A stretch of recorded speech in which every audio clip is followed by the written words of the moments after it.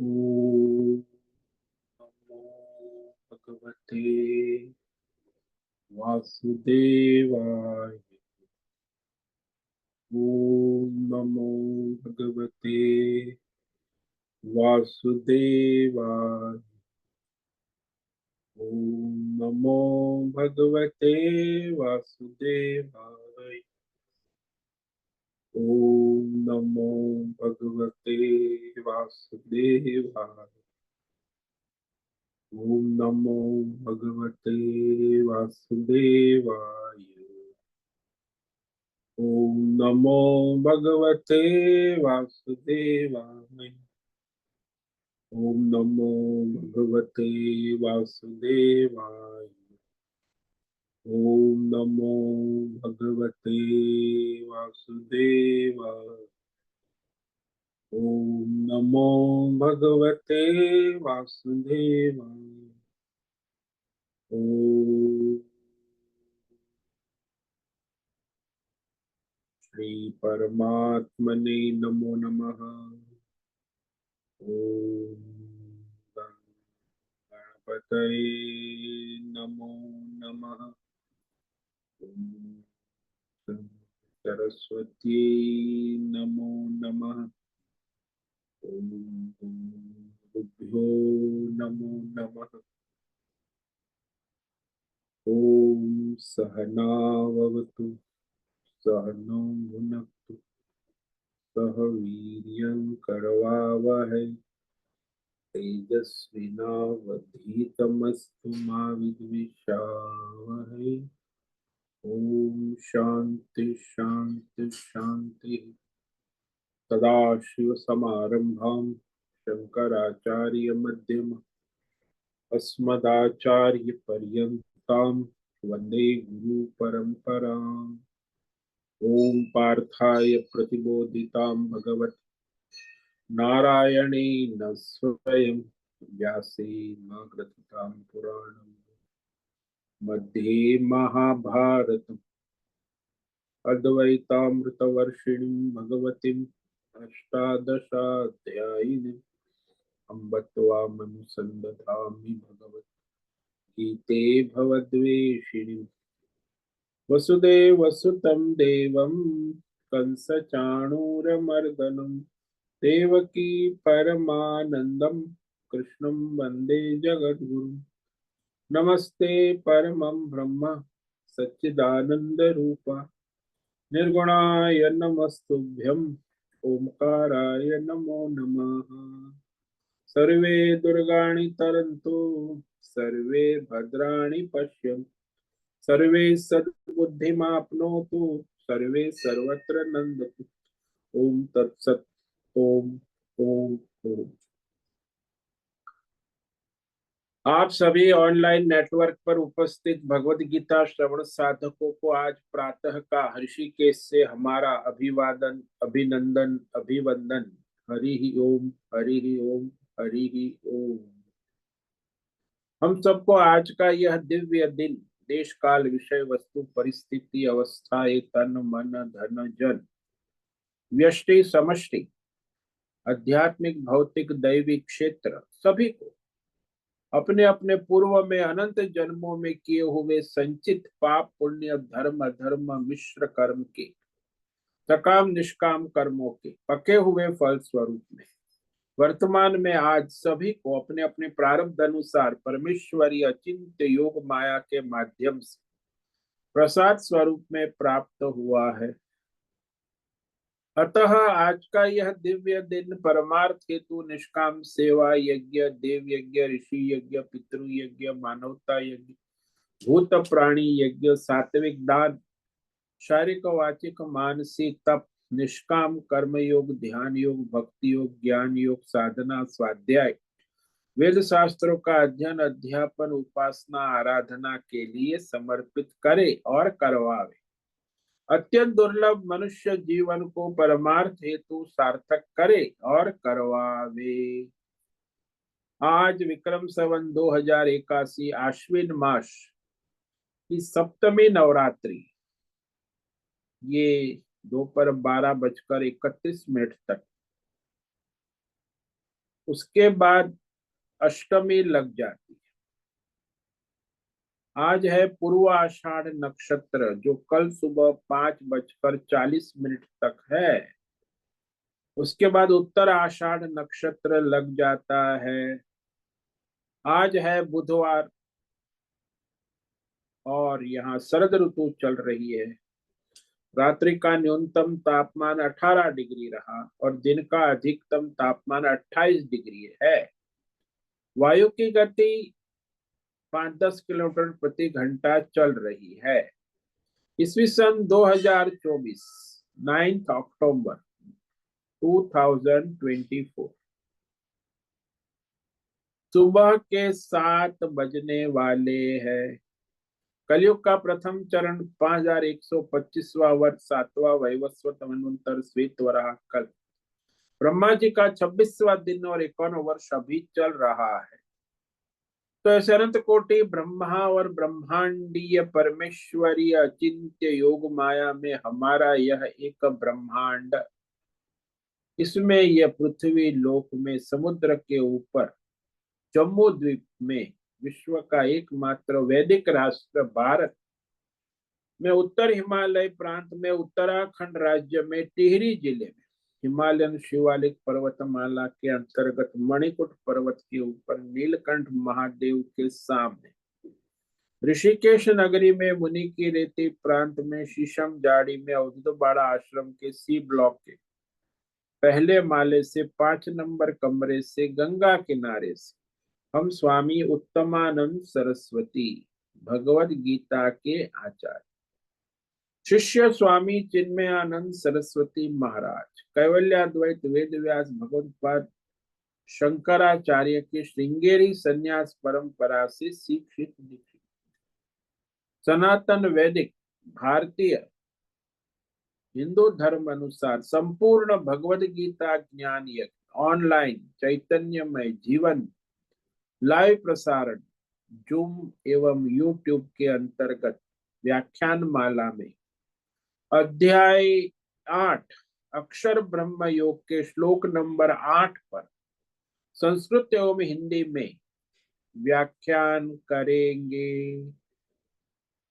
दिव्य पवित्र सरल व्यावहारिक सटीक पूर्ण वर्ण अक्षर पद वाक्य पंक्ति श्लोक अध्यायों की संगति संधि अन्वय शब्दार्थ वाक्यार्थ भावार्थ रहस्यार्थ के यथार्थ तात्पर्य सहित वैदिक शास्त्र वेद व्यास साहित्य शंकर भाष्य एवं परंपरागत सन्यासी आचार्यों की टीका टिप्पणी सहित आज का यह व्याख्यान करेंगे।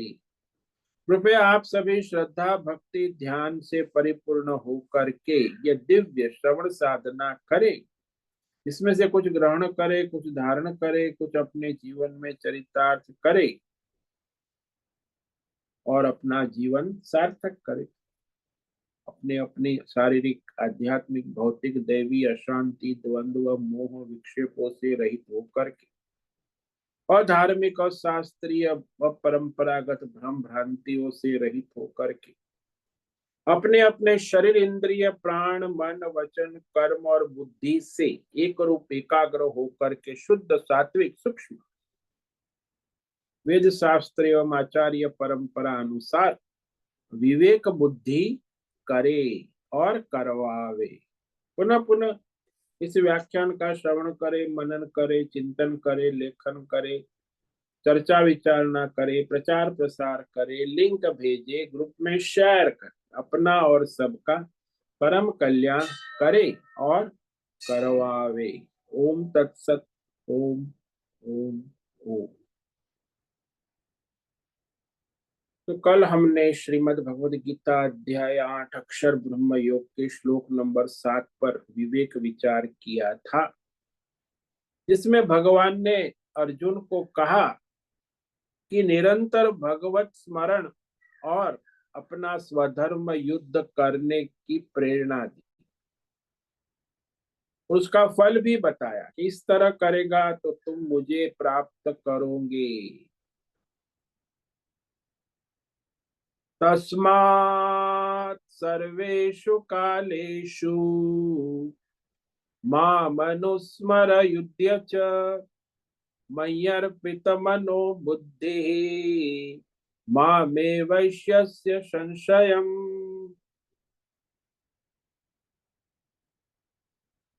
तो हे अर्जुन, भगवान कहते हैं कि अंत समय यदि मेरा स्मरण करना है तो फिर सर्वेषु कालेषु, निरंतर आजीवन, सदा जीवन में मेरा स्मरण रखो, माम अनुस्मर। और जो प्रारब्ध अनुसार अपना स्वधर्म कर्तव्य कर्म है, वर्णाश्रम धर्म के अनुसार वर्तमान देश काल परिस्थिति के अनुरूप व्यष्टि समष्टि जो कर्तव्य है, प्रारब्ध है, वह भी करो। कहा युद्ध भी करो, इसी को युद्ध कहते हैं। प्रत्येक मनुष्य को अपना स्वधर्म करना ही युद्ध है। और उस समय ये भाव रखो कि जो मेरे कर्मों का फल भगवान दे रहा है, मय्यर्पित मनोबुद्धि, जो मुझे सुख दुख मिल रहा है वो देने वाला ईश्वर है, ईश्वर का प्रसाद है। तो इसे कहते हैं मय्यर्पित मनोबुद्धि। कई बार लोग सुख को अपना प्रसाद मान लेते, दुख को तो नहीं मानते। सुख हो या दुख हो, मिश्र हो, जो भी हो, कर्मों का फल दाता केवल परमेश्वर है। तो इस प्रकार अर्पण बुद्धि से, मन बुद्धि दोनों, तो ऐसा यदि तुम अभ्यास शुरू कर दोगे तो इस अभ्यास के द्वारा निस्संदेह असंशयम, श्रद्धा भक्ति ज्ञान पूर्वक मुझको ही प्राप्त होंगे। ईश्य। तो यहाँ जो सगुण भक्त के विषय में स्मरण है, निर्गुण भक्त के लिए तो नहीं, क्योंकि वह तो भगवतमय हो चुका है। अंतिम समय उसका क्या, वो तो जब उसे ज्ञान हो गया, परमात्मा मय हो गया। इसलिए जो सगुण उपासक है वो भक्त के लिए अंतिम समय में स्मरण के लिए वर्तमान में भी प्रभु का स्मरण रखते हुए अपना स्वधर्म करे, प्रभु के लिए करे। ये भी एक महत्व है। मैं ईश्वर के लिए अपने सारे स्वधर्म कर रहा हूँ, तो भी उसका स्मरण रहेगा कि जिसके लिए कर रहे हैं। जैसे कोई सरकारी नौकर है, वो सरकारी कार्यालय में काम कर रहा है, तो उसे स्मरण रहेगा कि मैं ये जो कार्यालय में काम कर रहा हूँ वो सरकार का ही है, भारत सरकार की सेवा में हूँ। ऐसे भगवान का अनुस्मरण होता। वो तो थोड़ी वो कार्यालय में बैठे बैठे भारत सरकार का जप थोड़ी करता है, कि कीर्तन थोड़ी कर भारत सरकार भारत, अरे भाई वो अपना काम करता है, लेकिन उसके अंदर अनुस्मरण है कि मैं जो सुबह 9 बजे से 5 बजे तक कार्यालय में काम कर रहा हूँ, ये काम भारत सरकार की सेवा है। तो उसका अनुस्मरण उसे बना रहे। तो निरंतर जप कीर्तन करने की आवश्यकता नहीं, अनुस्मरण का। जैसे अनुस्मरण होता है, नृत्यांगना नाचती है तो उसे वह संगीत का अनुस्मरण रहता है और फिर अपना हाथ पैर चलाती।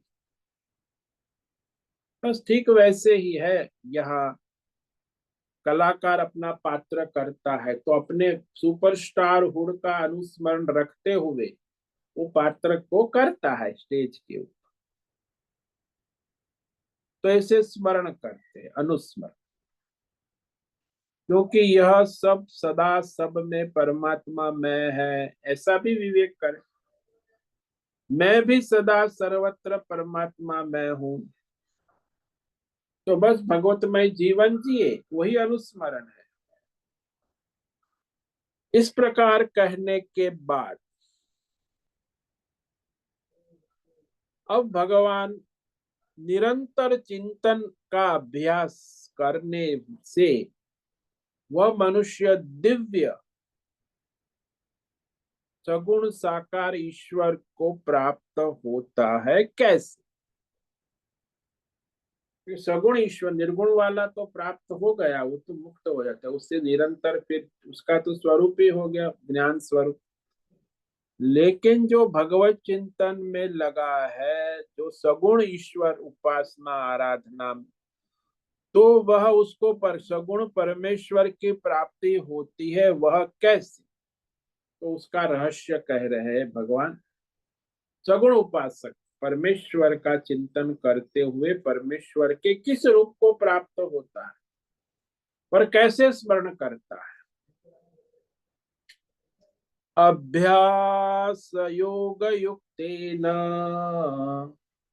चेतसा नान्यगामिना परमं पुरुषं दिव्यम् याते पार्थानुचिन्तयन्। अभ्यास योग युक्तेन चेतसा नान्यगामिना परमं पुरुषं दिव्यम याति पार्थानुचिन्तयम्। पार्थ का देखो, यहाँ उसकी माँ को याद। पृथा के बेटी सुनो, इस प्रकार निरंतर परमेश्वर का चिंतन अभ्यास योग, पिछले श्लोक में स्मरण कहा, अनुस्मरण, यहाँ अभ्यास योग, परमेश्वर का स्वरूप नाम रूप गुण लीला के अभ्यास योग से युक्त, भगवान का नाम गुण रूप लीला, तो उसे अभ्यास योग। शास्त्र और आचार्य परंपरा में आजकल कई लोग अपने आप मनमानी भगवान का, ईश्वर का कथा वार्ता करने लगते। ऐसा नहीं, वेद शास्त्र और आचार्य परंपरा अनुसार परमेश्वर के गुण रूप लीला नाम का अभ्यास योग, या अभ्यास योग निरंतर, और अभ्यास योग के साथ नान्यगामी ना, और कहीं संसार के भौतिक अध्यात्म दय विषयों में न जाने वाला चेतस अंतकरण, आपका अंतकरण परमात्मा में लग, विवेक वैराग्य पूर्ण, तो दूसरे भौतिक अध्यात्म दय विषयों में न जाने वाला अंतकरण, चेतसा अंतकरण से अनुचिंतयन, निरंतर चिंतन स्मरण करता हुआ वह साधक, वह योगी, परमम, परमम कह, देखो परम ओम, और ओम के आगे निर्गुण निराकार, परमम दिव्यम, दिव्य कहते, पुरुषम याति, परमेश्वर को प्राप्त होता है। तो ये जो यहाँ भगवान कह रहे हैं, इसमें ऐसे मनुष्य का चिंतन, तीन बात कही महत्व। अभ्यास योग युक्तेन नान्यगामिना चेतसा अनुचिंतयन्, निरंतर, जैसे कीट भ्रमर न्याय होते हैं ना, कीड़ा भ्रमर का चिंतन करते करते भ्रम, और ये जो अभ्यास करना है वो मनमानी नहीं होना चाहिए, बुद्धिमानी भी नहीं, शास्त्र के अनुसार, वेद शास्त्र परंपरा और आचार्य परंपरा के अनुसार अभ्यास, और फिर अही यहाँ वहां दूसरे जगह मन न भटके, पूरी कल्पनाओं में, ईश्वर के बारे में बहुत कल्पनाएं चलती है, पूरी कल्पनाएं, तो यहाँ वहां काल्पनिक ईश्वर के चक्कर में ना पड़े। एकाग्रता पूर्वक अंतकरण चेतसा, एकाग्र अंतकरण से, संयम से, इंद्रिय और वाणी का, और 10 इंद्रियों का भी संयम होना आवश्यक है, वाणी का भी संयम हो, और फिर उस निरंतर परमात्मा का चिंतन करे। तो वारंवार अनुस्मरण यानी बारंबार स्मरण चिंतन निरंतर करते रहे, सदा सर्वदा सर्वत्र सब में, तो वह जो है परम पुरुष को प्राप्त हो जाता है। तो सारा संसार वैसे तो है परमात्मा में, जो हमको क्यों नहीं दिखता? परमात्मा के सिवा कुछ है ही नहीं। उसी में सबकी उत्पत्ति होती है, स्थिति होती है, लय होता है, सब उसी में उत्पत्ति, स्थिति, लय, पुनः उत्पत्ति। तो इस प्रकार जाने कि सब परमात्मा है, और परमात्मा के स्वरूप को जानकर शांत हो जाए और उस परमात्मा की उपासना करे। ये जीवात्मा जो होता है अपने संकल्प में होता है, ऐसा शास्त्र। जैसा संकल्प होता है वैसा जीवात्मा होता है। सात्विक संकल्प वाला जीवात्मा सात्विक होता है, राजसी संकल्प वाला जीवात्मा राजसी होता है, तामसी संकल्प वाला जीवात्मा तामसी होता है, मिश्र संकल्प वाला जीवात्मा मिश्र होता है, और गुणातीत परमार्थ संकल्प वाला जीवात्मा परमार्थी होता है। तो जैसा संकल्प जैसी इच्छा वाला होता है वो वैसा ही हो जाता है, उसकी गति वैसी है, वो उसी गति को प्राप्त होता है जीते जी और मरने के बाद भी। उसका जैसा संकल्प है, भगवत संकल्प है तो भगवत को प्राप्त होता है, फिर सात्विक संकल्प है तो देवलोक को प्राप्त होता, राजसी संकल्प है तो नेतागिरी को प्राप्त, तामसी संकल्प है तो चोर उकच्चा डोंगा डाकू लुटेरा के संकल्प को प्राप्त होता, लोगों को प्राप्त। ये नियम सब में लगता है, यथा श्रुतम तथा में। जैसा संकल्प है वैसी गति, गति का। जैसे कोई भी मनुष्य घर से निकलता है तो उसकी गति कहाँ होती है? कोई घर से आप बाहर हैं, आपको पूछो कहाँ जा रहे हो, अरे मैं जा रहा हूँ ऋषिकेश। तो यथा संकल्प आपकी गति कहाँ हो रही है? मैं ऋषिकेश की ओर जा रहा। तो कोई भी मनुष्य किसी भी संकल्प के बिना गति नहीं हो सकती। उसका जैसा संकल्प है उस अनुसार ही उसके जीवन की गति गतिशील होती। भाई जैसा संकल्प है देश का, काल का, विषय का, वस्तु का, व्यक्ति का, उसी दिशा में उसकी गति होती है। जैसे बाण चलाने वाला है, उसका संकल्प है कि मुझे उस पक्षी को मारना है, तो बाण की गति कहाँ होगी?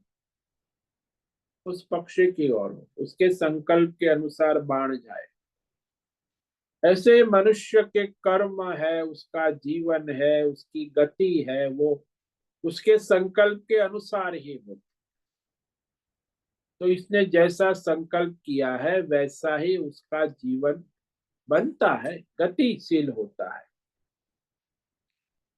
तो भगवान ने स्पष्ट कहा कि हे पार्थ, एकमात्र परमेश्वर का सर्वात्म रूप में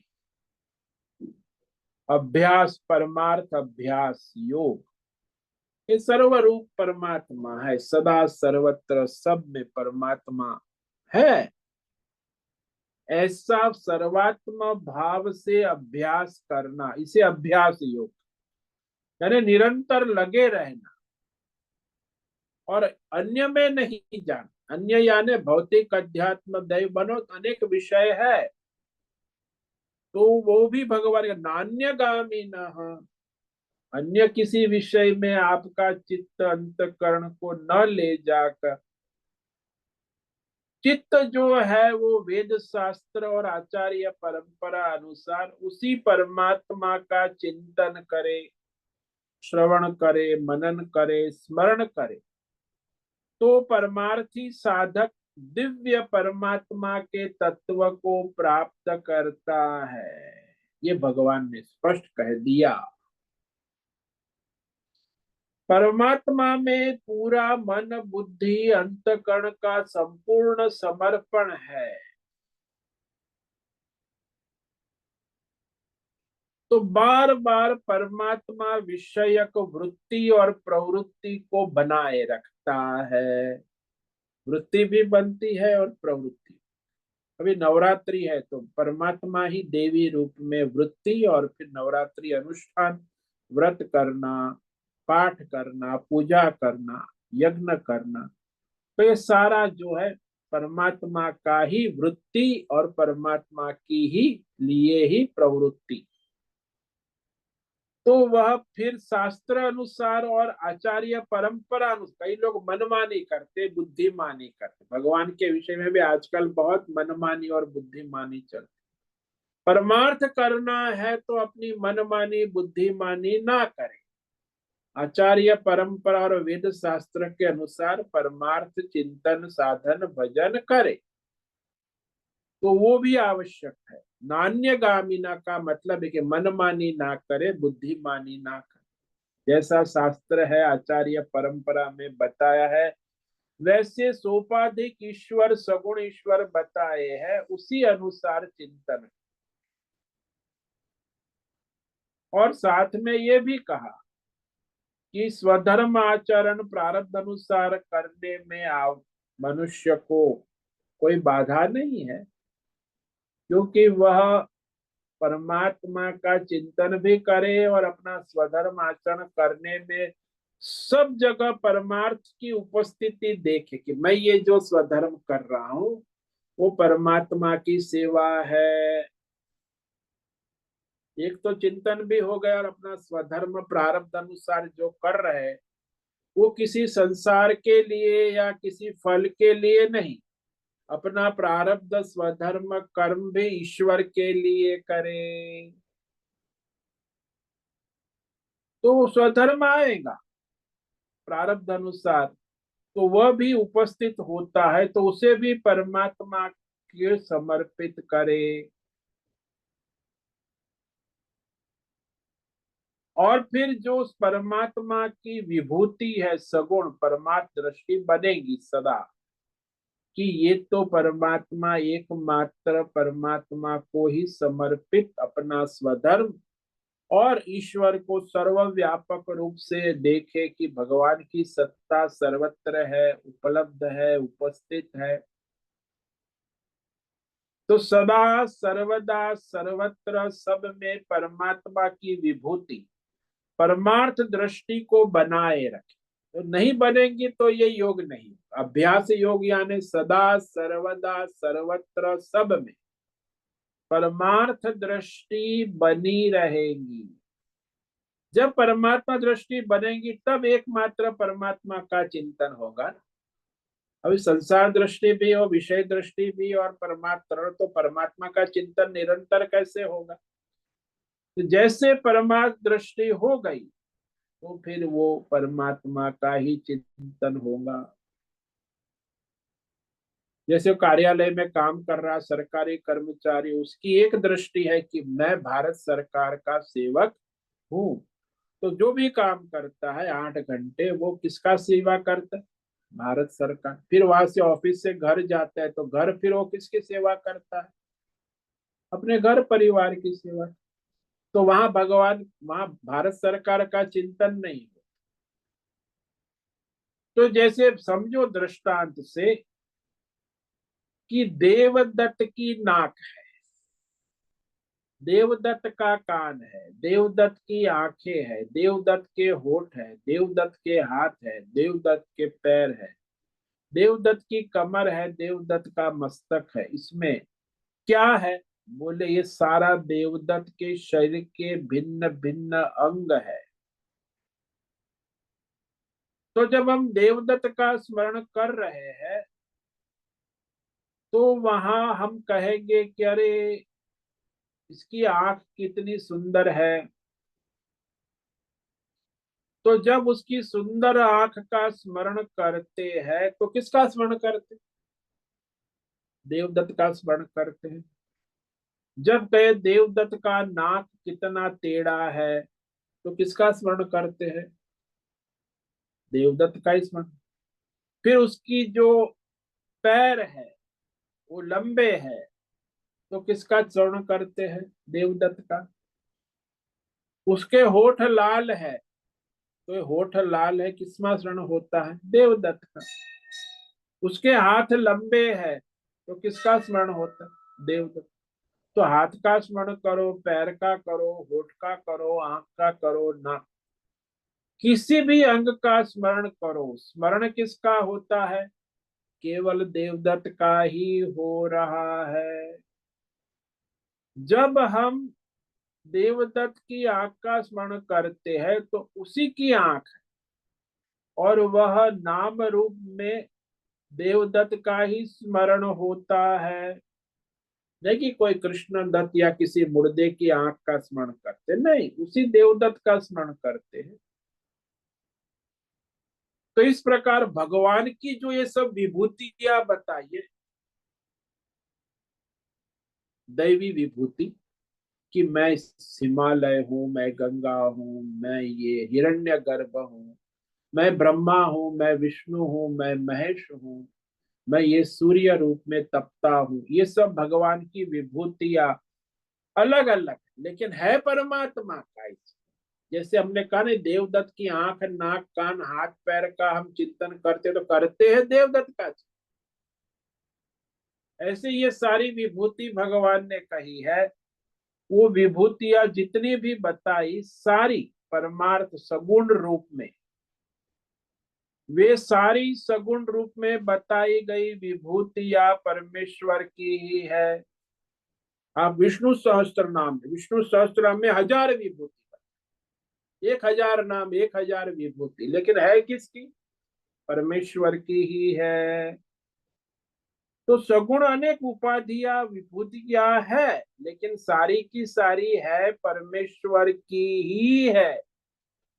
यहां भी अभी कहा अधियज्ञ, अधिदैव, तो वही अधियज्ञ रूप में है, वही अधिदैव रूप में है, वही अधिभूत रूप में है, वो ही अध्यात्म रूप में है। तो जो भी सामने आता है उसको हम देखकर स्मरण करें कि ये परमात्मा ही है। स्मरण किसका हो रहा है? विभूति का हो रहा है कि परमात्मा का? जिसकी ये सब विभूति है उस परमात्मा का ही स्मरण करे। तो यहाँ आचार्य कहते एकस्मिन तुल्य प्रत्ययावृत्ति लक्षण में कहते कि परमार्थ वृत्ति के अंदर सारी वृत्ति जो है समा जाती, अखंड वृत्ति एक ही रहती, बाकी सगुण वृत्ति, उपाधि, नाम रूप सब उसी में समा जाती। एक वृत्ति मुख्य है और उसमें सारी नाम रूप उपाधि सगुण वृत्तियां समा जाती। जैसे दृष्टांत ले लो कि एक ही वृत्ति है सुवर्ण तत्व, और सुवर्ण तत्व में सारे आभूषण, अंगूठी ले लो, सिक्का ले लो, बैंगल्स ले लो, नेकलेस ले लो, चेन ले लो, बूटी ले लो, सारा का सारा सुवर्ण वृत्ति में आभूषण वृत्ति समा जाती है एक मुख्य वृत्ति है सुवर्ण वृत्ति। अखंड वृत्ति कहते, अखंड वृत्ति एक ही परमार्थाकार ही होती, और बाकी जो भिन्न भिन्न नाम रूप आकार जो है वो है नहीं, केवल प्रतीत हो रहा है। परमात्मा संबंधी होने से सारी की सारी जो सगुण वृत्तियां है, नाम रूप गुण आपस में एक जैसी है और एक जैसी नहीं भी है। इसलिए स्वधर्म आचरण करते हुए भौतिक अध्यात्म दैव के द्वारा परमात्मा स्मरण होना ये आवश्यक, कि भाई जो भी कार्य करे सब नारायण का ही स्वरूप है। तो जब स्वधर्म आचरण करते हैं तब देखे कि हम जो स्मरण किसका करते, भगवान की सगुण विभूति वाले परमात्मा का सगुण सोपाधिक रूप। वो भोजन कर रहे हैं तो भोजन में आप देखते हो कि भोजन में आज नवरात्रि व्रत है, फल है, सेव है, आम है, अभी केला है, अनार है, लेकिन देखते हैं केला फल अनार, लेकिन ये स्मरण रहे कि ये परमात्मा ही है। इसे अनुस्मरण कि परमात्मा ही केले के रूप में प्रकट है, परमात्मा ही सेव के रूप में प्रकट है, परमात्मा ही अनार के रूप में प्रकट है, सगुण रूप में, उपाधि रूप में। नान्यगामिना माने कि अंतकरण जो है वह विषय को देखता है, लेकिन विषय के स्वरूप को भी चिंतन करता है। इसलिए अंतकरण अन्य अन्य गामी, अन्य अन्य वृत्ति वाला न हो। परमात्मा से अन्य नाम रूप गुण आदि भौतिक अध्यात्म दैव वृत्ति न बनाए। ये परमात्मा नहीं है ऐसी वृत्ति ना बनाए।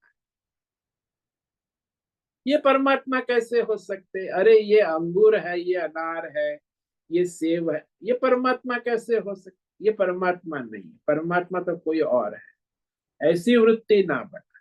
कई लोगों को होता है कि ये कैसे परमात्मा, बाबा जी आप कहते हो ये सेब, ये केला है, ये परमात्मा है, कैसे हो सकता? वो तो मैं खा जाऊंगा, परमात्मा को मैं खा तो परमात्मा कैसे हो गए? खा जाओ तब भी परमात्मा रहेगा। हाँ, तो लेकिन वो समझ में उसको आना चाहिए कि जब तुम खा जाओगे तो वो भी परमात्मा रहेगा, खाने के बाद उसको पचाएगा वो भी हम वैश्वानर रहेगा।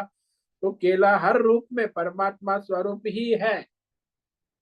अर्थों से इति तक, उत्पत्ति स्थिति लय पुनः उत्पत्ति स्थिति में वो केला परमात्मा का ही स्वरूप है, सगुण साकार रूप। तो ऐसी परमार्थ वृत्ति बनाए, अन्य गामिनी वृत्ति ने कहा ना, नान्य गामिना, भेद वाली वृत्ति ना बनाए। परमात्मा के स्वरूप को समझे और देवी देवता विशेष का स्मरण करने वाली भी वृत्ति ना बने कि देवी देवता अलग है।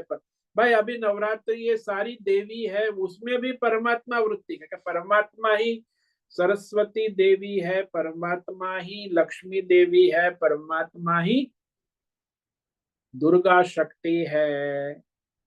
उसमें उस भाव से देवी की आराधना कर, देवी देवता विशेष का स्मरण करते हुए अन्य गामीना यानी अंतकरण अन्यता भेद ना करें कि देवी देवता अलग है और परमेश्वर अलग है। तो भगवत अर्पित अंतकरण केवल परमात्मा की वृत्ति बनाता है और सारा व्यवहार करता है। उससे भिन्न परमात्मा रहित भौतिक अध्यात्म वृत्ति न बनना, ये नान्यगामीना है। परमार्थ वृत्ति भी हो और व्यवहार वृत्ति भी चले, नाम रूप तो बनाता है, लेकिन सब होता है परमात्मा का ही स्वरूप। परमात्मा से अन्य तरफ जाने वाली वृत्ति न बनाए। इस प्रकार परमार्थ वृत्ति के अभ्यास योग से, अभ्यास योग का जैसे सुवर्ण वृत्ति के अभ्यास योग से फिर आप आभूषणों का व्यवहार करें, लेकिन सुवर्णों को भूले नहीं। आभूषणों का व्यवहार कर, यदि आप सुवर्ण तत्व को भूल गए तो फिर आभूषणों की माया में मोहित हो जाएंगे। तो ये अंतकरण जो है उसकी चेतसा यानी आपका शुद्ध सात्विक अंतकरण होगा, तभी आपकी भगवत बुद्धि बने।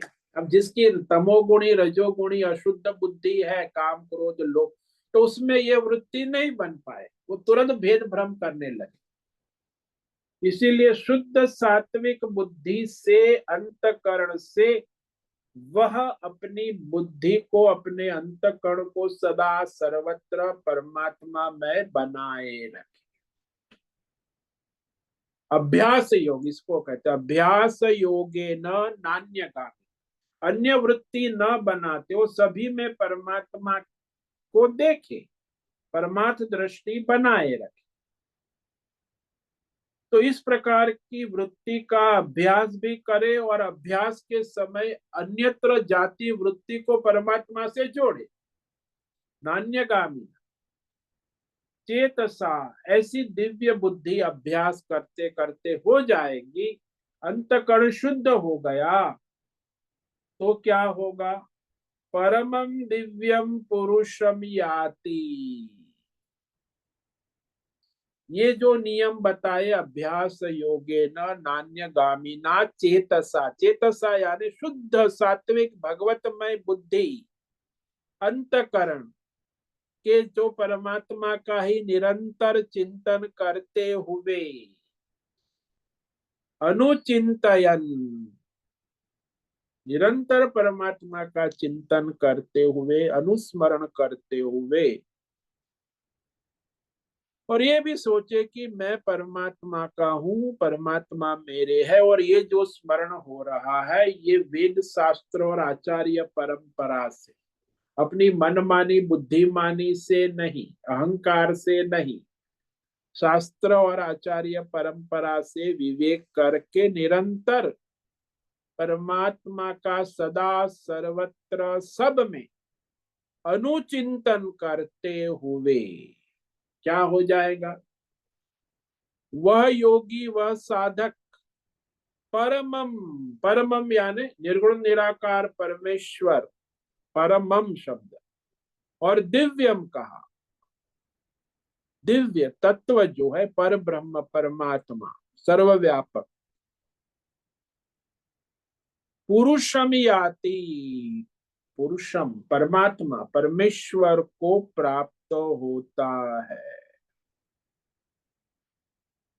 तो यहाँ चेतसा कि शुद्ध अंतकरण भगवत बुद्धि से ही भगवतमय होगा। अब संसारी बुद्धि वाला है तो संसारी होगा, सीधा नियम है, जैसी बुद्धि वैसा वो। और फिर परम, परमम अर्थात जिसमें और कोई उससे आगे ऊपर नहीं है, परमम सर्वश्रेष्ठ, श्रेष्ठ में सर्वश्रेष्ठ। तो निर्गुण परमेश्वर तत्व से अधिक और कुछ है ही नहीं। सगुण ईश्वर से भी निर्गुण ईश्वर परमम है, सगुण ईश्वर से वो निर्गुण तक पहुंचता है। तो सगुण से भी परम, सगुण को परम कह सकते हैं और निर्गुण को परमम कह सकते हैं। सगुण ईश्वर परम है, तद्धाम परमम मम, तो सगुण हो गया। परमम कह दिया तो निर्गुण ईश्वर परमेश्वर है, उससे अधिक और कुछ है ही नहीं। तो ये सारी सगुण विभूतियां जो है, ज्ञान की विभूति, क्रिया की विभूति, ऐश्वर्य की विभूति, भगवान के अनेक रूप, सगुण विभूति के वो सगुण है, और वो निर्गुण जो है वो परमम है। तो सगुण हुआ परम और निर्गुण हुआ परमम, उससे श्रेष्ठ और कोई नहीं है। परमात्मा निर्गुण रूप से भी सगुण की अपेक्षा नहीं रखते हैं, क्योंकि सगुण से भी श्रेष्ठ है ना ईश्वर। सगुण ईश्वर जो है उससे श्रेष्ठ है, परम है, उसका अधिष्ठान है। इसीलिए वह सगुण उपाधि से निर्गुण को सर्वश्रेष्ठ कहा जाता है। हालांकि ये सगुण सारी ऐश्वर्य विभूति लीला, ये सारे सगुण परमेश्वर जो है उसी में है, निर्गुण में कोई लीला नहीं। वह तो परमम पुरुष, उसे दिव्य कहा। दिव्य का अर्थ होता है सूर्य मंडल में, ब्रह्मांड में, सब में, कण कण में अंतर्यामी रूप से उपलब्ध रहने वाला, निर्गुण निराकार रूप। वो सूर्य मंडल के अंदर जो है उसे दिव्य पुरुष, सूर्य मंडल के अंदर उपस्थित अंतर्यामी हिरण्यगर्भ, जिसे हम ब्रह्मा कहते हैं, विष्णु कहते हैं, महेश कहते हैं, तो वह परमात्मा जो अंतर्यामी रूप से उपस्थित है उसको यहाँ प्राप्त होता है परमम पुरुषम। कैसे प्राप्त होता है? बोले अनुचिंतयन, निरंतर भगवत अभ्यास करते। तो समझ लेते हैं लोग, समझ जाते हैं, लेकिन समझने के बाद ये अनुचिंतयन जो है, अभ्यास योग, वो आवश्यक है। कई लोग अभ्यास योग करते ही नहीं, बस समझ गए हमें आ गया, ऐसे नहीं होता है। तो उपदेश होने के बाद, परमार्थ उपदेश भली प्रकार जब समझ लिया, जान लिया, परमार्थ तत्व को जानने के पश्चात कहा, लेकिन जानना भी कोई मनमानी बुद्धिमानी से नहीं। वेद शास्त्र आचार्य परंपरा के उपदेश से जिसको ठीक ठीक जान लिया, समझ लिया, उसके बाद अनुचिंतन अनुचिंतन होता है। क्योंकि अगर ठीक तरह से जाना समझा नहीं तो फिर गलत चिंतन होगा, बाद में अनुचिंतन करना शक्य नहीं हो। इसलिए बार बार कहा जाता है कि वेद शास्त्र और आचार्य परंपरा के अनुसार ही सत्संग के द्वारा, आजकल सत्संग बहुत होता है लेकिन बड़ा कुसंग हो रहा है, राजनीति हो रही है, वहां न वेद शास्त्र का प्रमाण है न आचार्य परंपरा है। कथाकार अपने हिसाब से आजकल तो सब ऑनलाइन लगे हुए, बड़ी बड़ी कथाएं चलती है। तो सत्संग होना आवश्यक है, लेकिन सत्संग में वेद शास्त्र प्रमाण और आचार्य परंपरा से शुद्ध सात्विक सत्संग होना। आजकल जो सत्संग हो रहा है उसमें 90% रजोगुणी, राजसी और तामसी प्रकार का सत्संग होता, इसमें न कोई शास्त्र प्रमाण है न कोई आचार्य परंपरा, बस एक व्यक्ति आ गया बुद्धिमानी करके बकवास करता रहता है ईश्वर के बारे में और लोग उसको मानते हैं, जिसकी न कोई परंपरा है न जिसका कोई शास्त्र प्रमाण। तो ऐसे आजकल बहुत स्वयंभू बाबा बहुत हो गए, हमारे सनातन धर्म के लिए बड़ा दूषण है ये जो स्वयंभू सारे कथाकार बाबा लोग हैं। ये तो बहुत ही दूषण है, कोई भूषण नहीं है।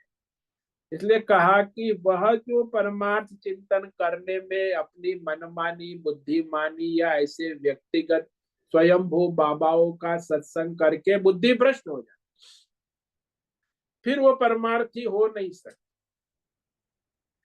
इसीलिए सावधान रहकर केवल केवल केवल वेद शास्त्र और आचार्य परंपरा से समझने का प्रयास कर।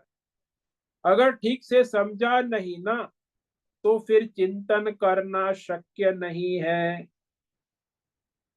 इसलिए बार बार सावधानी पूर्वक जो आप सत्संग परमार्थ के विषय में सुन रहे हैं वो शास्त्र प्रमाण और आचार्य प्रमाण से ही वास्तविक तत्व स्वरूप को जानना समझना अत्यंत अत्यंत अत्यंत आवश्यक है।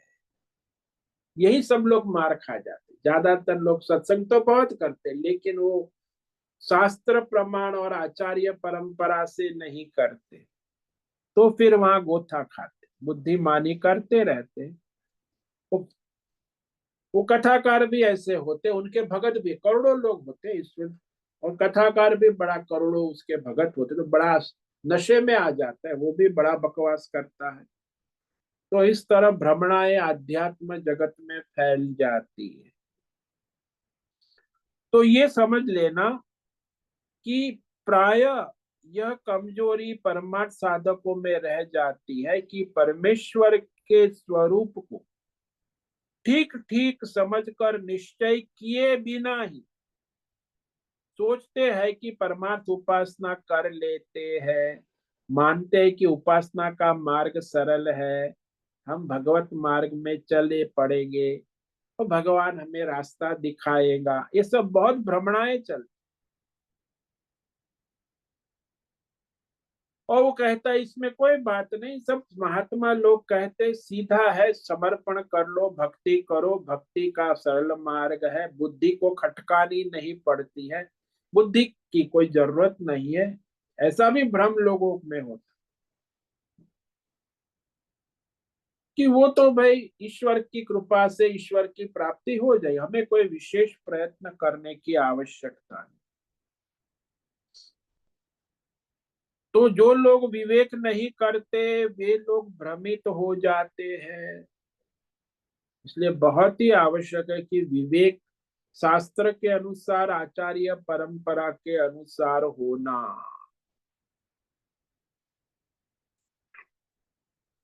अब ये जो मनुष्य संसार में परमार्थ मार्ग में लगता, तो ज्यादातर मनुष्य क्या अरे महाराज, ऐसा कोई सीधा सरल रास्ता बताओ ना कि हम सीधे परमार्थ मोक्ष प्राप्त कर, या शॉर्टकट बताओ। ये दो बड़ा, इसका बड़ा धंधा है दुनिया में। एक तो सरल मार्ग बताने की दुकान लग जाती है, एक शॉर्टकट तुरंत, तो दुकानें चलती है। अरे भ्रमित होने का धंधा है, न सरल है न शॉर्टकट। हमें उतनी ही मेहनत करके परमेश्वर के सगुण स्वरूप को साधन साधना करना आवश्यक है। इसमें लापरवाही नहीं चलती। जितना हम साधन करेंगे, और वो भी नियम से संयम से, बुद्धि विवेक पूर्वक, शास्त्र के अनुसार, आचार्य परंपरा, तो फिर हम परमेश्वर के सगुण साकार रूप को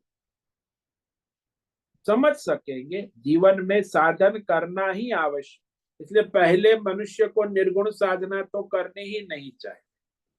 पहले सगुण मूर्ति उपासना हमारे सनातन धर्म में जो है अत्यंत आवश्यक। कि सगुण साधन रूप में साधना करके बाद में तुम आगे बढ़ सकते हो, परमार्थ का अनुचिंतन हो सकेगा।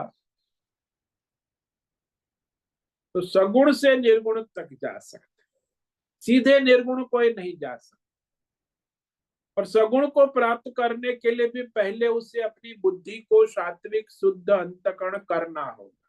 यदि रजोगुणी तमोगुणी प्रकृति वाला है तो उसे शुद्धि करनी होगी धर्म के द्वारा, साधना के द्वारा, कर्म योग के द्वारा। तब जाके वो भक्ति सगुण करेगा। सगुण भक्ति भी सीधा नहीं, उसके लिए भी बुद्धि शुद्ध चाहिए, अंतःकरण शुद्ध चाहिए, जीव शुद्ध चाहिए। तो शुद्धता कर्म योग से, धर्म से, स्वधर्म से आती। लेकिन लोगों को बड़ा भ्रम होता है कि हम कर लेंगे ये शॉर्टकट वाला, और एक जो है सरल मार्ग। कोई सरल नहीं है। कोई परमार्थ में कभी ये कल्पना ना करे कि कोई सरल और शॉर्टकट सीधा मार्ग है। ये भ्रमित मार्ग, वो तो भ्रमित हो जाएगा, कभी अपने लक्ष्य को प्राप्त नहीं कर पाता। इसलिए सरलता या शॉर्टकट उपासना सगुण उपासना के अंदर भी नहीं है।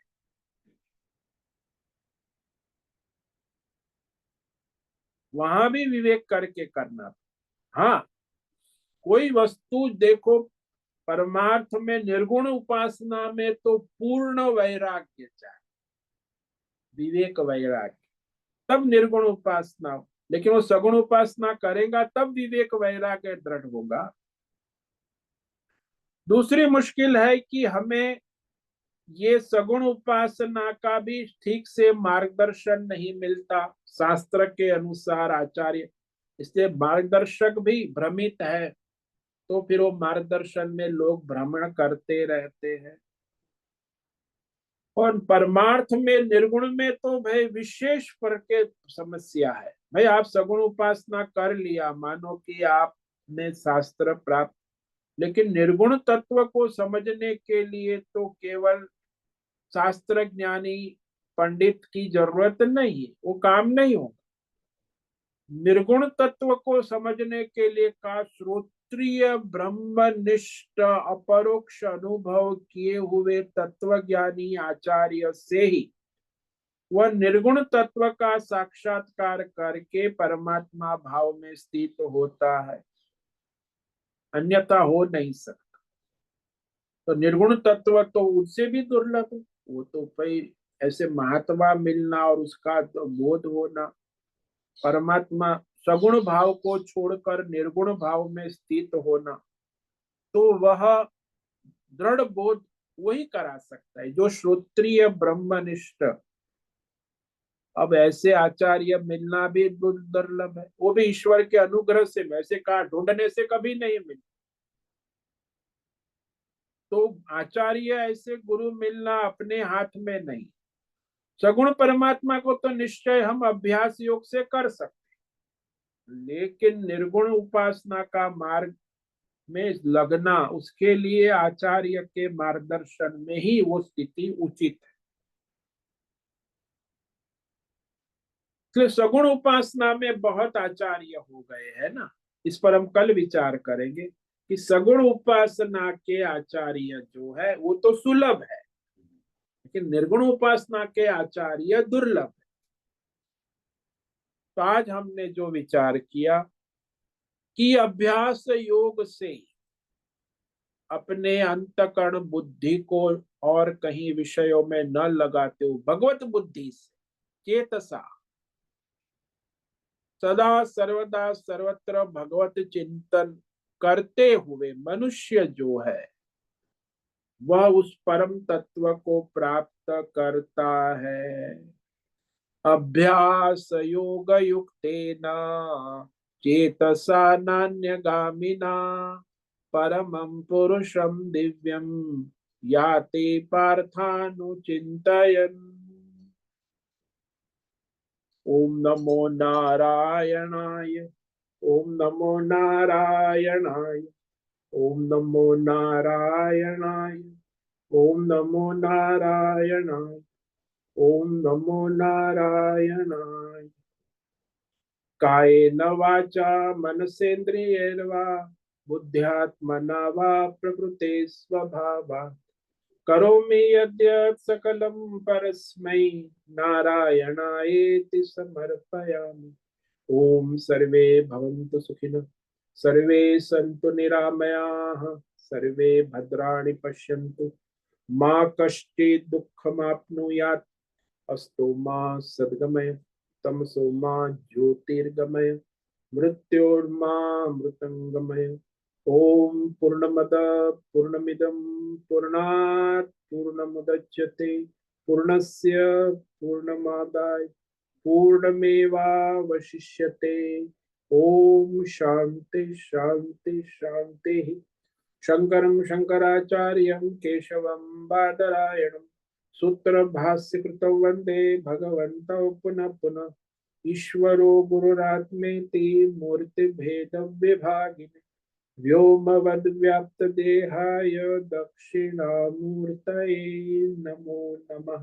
ओम गुं गुरुभ्यो नमो नमः। ओम तत्सत् ब्रह्मार्पणमस्तु। ओम ओम ओम।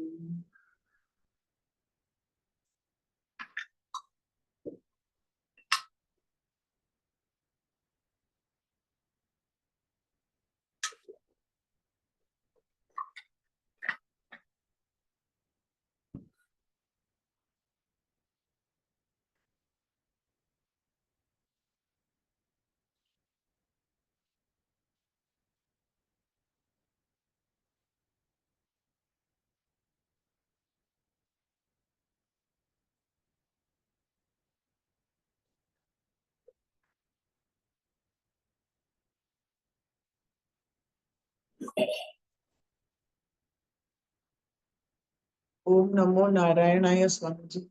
ओम नमो नारायण। बोलो मीरा। स्वामी जी, जो परमम दिव्यम पुरुषम याति ऐसा कहते हैं, हाँ जी। नान्यगामी न चेतसा। सो हम्म। दैट मीन्स उसका दिमाग और मन और कहीं नहीं जाता है, सिर्फ परमार्थ मार्ग में रहता है। हाँ, तो भगवत बुद्धि दृढ़ हो गई। हाँ, भगवत बुद्धि दृढ़ हो गई, यानी उसका और कोई मतलब दुनिया है ही नहीं, सिर्फ वो है और भगवान है। हाँ, बस वही, और और कुछ हाँ, मतलब चिंतन का ये और जो कोई विषय है ही नहीं। दुनियादारी निरंतर। में जो है अभी, तो उनको अभी बहुत लंबा रास्ता है। मतलब वो सब धीरे धीरे अपने से अलग कर करके फिर ही इस स्थिति में पहुंच सकते हैं ना स्वामी जी। नहीं नहीं नहीं, ऐसा नहीं। अभी आप अभ्यास प्रयत्न करो। अभ्यास योग का मतलब है कि आप निरंतर अपने परमेश्वर के अनुसंधान का अभ्यास करो, प्रयत्न करो। जैसे अभी नाश्ता करो तो भी ये भाव रखो कि ये परमात्मा को समर्पित है और ये परमात्मा ही है। तो जो भी हम्म। आप करते हो सुबह से शाम, हाँ हाँ। अच्छा उसमें हाँ। ये भगवत बुद्धि को दृढ़ करने का अभ्यास, इसी को अभ्यास योग। अच्छा, हर चीज में भगवान को ही देखना है। हाँ, यानी ये भगवत यानी बुद्धि जैसे का। आपने कहा, हाँ, कि ये जो सेब है ये भी भगवान है, और हाँ खाने वाला भी भगवान है, पचाने, हाँ जी, मतलब हर पचाने चीज में वाला भी भगवान। हाँ हाँ हाँ, अच्छा। यानी इस दुनिया में रहते हुए अपने रिस्पॉन्सिबिलिटी, यानी जो स्वधर्म है वो करते हुए भी हाँ हम वो उस तरह सोच सोच के बुद्धि शुद्ध हो हाँ, सकता उस तरह सोच कर ही चिंतन है। अनुचिंतन बार बार ऐसे निरंतर चिंतन करते हुए बुद्धि भगवतमय हाँ हो जाए। हाँ, अच्छा। फिर भगवत बुद्धि हो गई, फिर उसको करने की जरूरत नहीं है। भगवतमय होने के बाद फिर तो हम्म। परम पुरुष को प्राप्त कर लेता है ना। हम्म। परमम का परम नहीं, परम तो सगुण और परम परमम निर्गुण। परमम निर्गुण, अच्छा। एक तो हमें निर्गुण को ऐसे ही एक्सेप्ट करना है, यानी उसको समझने का कोशिश नहीं कर सकते, क्योंकि हम वो हम गुणों से अपनी बुद्धि से समझते हैं। नहीं कर सकते। वो तो केवल यहाँ कहा नहीं कि जो श्रोत्रिय ब्रह्मनिष्ठ जो साक्षात्कार कर चुका, जो आत्मज्ञानी है, उसी के द्वारा वो निर्गुण का बोध करा सकता है, और कोई नहीं करा सकता। मतलब हम बुद्धि शुद्ध हो के, मतलब हम समझो आम को समझते हैं तो पीला है, ऐसा है, उसका कोई हम्म। गुण गुण और उसका शेप और आकार वो सोच के ही हम समझ सकते हैं। जब अगर गुण का डिस्क्रिप्शन नहीं है तो हम अपने इस दिमाग से तो नहीं समझ सकते हैं किसी चीज को, तो निर्गुण को समझना मुश्किल है। हाँ, इसीलिए पहले सगुण को समझना ही आवश्यक है। हाँ मनुष्य की बुद्धि सगुण तक ही सीमित हो जाती है। फिर तो हाँ वो निर्गुण में तो फिर वो आचार्य बुद्धि है, जो आत्मज्ञानी है, उसी के द्वारा निर्गुण का बोध वो ही करा सकता है। हाँ, अच्छा, हाँ। निर्गुण का हमको श्रद्धा से ही हम हाँ, मान सकते हैं, हाँ, सिर्फ श्रद्धा से, श्रद्धा, मतलब श्रद्धा रखनी होगी, और कोई समझ के नहीं श्रद्धावान करते। लभते ज्ञानम, तो हाँ, श्रद्धा से ही। श्रद्धा वहां रखते हैं, हाँ। और ज्ञान यानी वो परम ज्ञान जो वो परम निर्गुण के परम बारे में, परम नहीं, परम सगुण, परमम, हाँ, परमम परमम ज्ञान, निर्गुण, या परमम शब्द भगवान ने। हाँ। यानी सर्टन लेवल तक अपना दिमाग चल सकता है, हाँ, वहां चल तक सकता अपना अहंकार है, लेकिन है। उसके हाँ बाद श्रद्धा से ही आगे जा हाँ सकते हैं। हाँ, फिर तो श्रद्धा की चलेगी, वह बुद्धि नहीं चलेगी। और एक क्या आपने बोला, तत्वज्ञानी गुरु में ही हम श्रद्धा रख सकते हैं, हाँ जी, हाँ जी, श्रद्धा फाइनल। और फिर ही जो अल्टीमेट प्राइज है मोक्ष, इस दुनिया से हाँ मुक्ति मिलना, हाँ वो फिर ही हमको मिल सकता है। हाँ जी, अच्छा, यानी नॉर्मल घरेलू जिंदगी में रह के भी बुद्धि शुद्ध किया जा सकता है हर चीज हाँ में। जी, हाँ जी। हर चीज में सुबह से शाम अभ्यास योगे न नान्यगामी ना कहा ना, कि हम्म, दूसरी ओर न जाकर भगवत बुद्धि बनाए रखे, बस एकाग्रता पूर्वक, तो आपका हम्म, अंतःकरण भगवतमय होता जाएगा। विषयों में हम्म। विषय बुद्धि करते नहीं, भगवत बुद्धि करते हुए अभ्यास करते हैं। और हर पल स्वामी भगवान हमारे साथ ही है। हाँ जी, सदा सर्वदा सर्वत्र भगवत भाव बनाए रखे, अच्छा। ये अभ्यास योग होगा। और कहीं गए तो फिर वापस आपको लाना होगा अभ्यास के द्वारा। क्योंकि मन तो गामीना है ना, इधर हाँ, उधर जाती अन्यगामी हो है। जाएगा, तो नान्यगामी न करना होगा। हाँ उसको खींच खींच के, मतलब वो अपने हाँ अंदर उतना बुद्धि होना चाहिए कि ये तू कहाँ भटक रहा है, आजा हाँ जी, वापस। हाँ जी, हाँ जी। अच्छा अच्छा। जैसी वो माँ होती है, बच्चा यहाँ वहां भटक गए, तू कहाँ गया, इधर पकड़ के फिर ले आती है, फिर वो, हाँ। तो माँ उसे हम्म, पकड़, वो छोटा है 1 साल का, कहीं दौड़ता है यहाँ वहां घूमने, हम्म। तो फिर यानी उसे पकड़। हम मन को अपना बच्चा समझ के उसको वापस वापस लाके। हाँ, परमात्मा में जोड़े। अच्छा, बहुत बहुत बहुत धन्यवाद स्वामी जी। ओम ओम नमो नमो, नारायण। ओम नमो नारायण।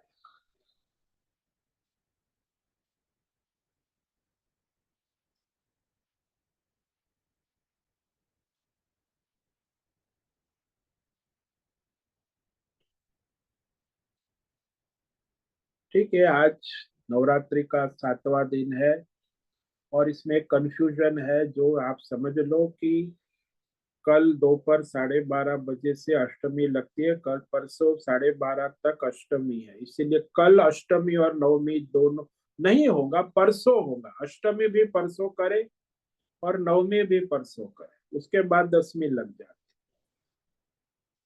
तो इस तरह अष्टमी की जो पूजा पाठ करने वाले हैं वो कल अष्टमी दोपहर के बाद लगती है, इसीलिए परसों ही अष्टमी की पूजा और नवमी की पूजा भी परसों ही, जो लोग नवमी करते हैं तो परसों दोनों होगा साथ में, अष्टमी और नवमी।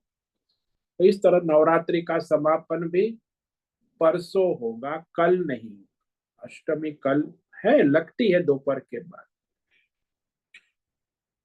तो ठीक है, परमार्थ भाव से करे भगवान की आराधना, सेवा, देवी परमात्मा का स्वरूप, और अपना और सबका परम कल्याण करे।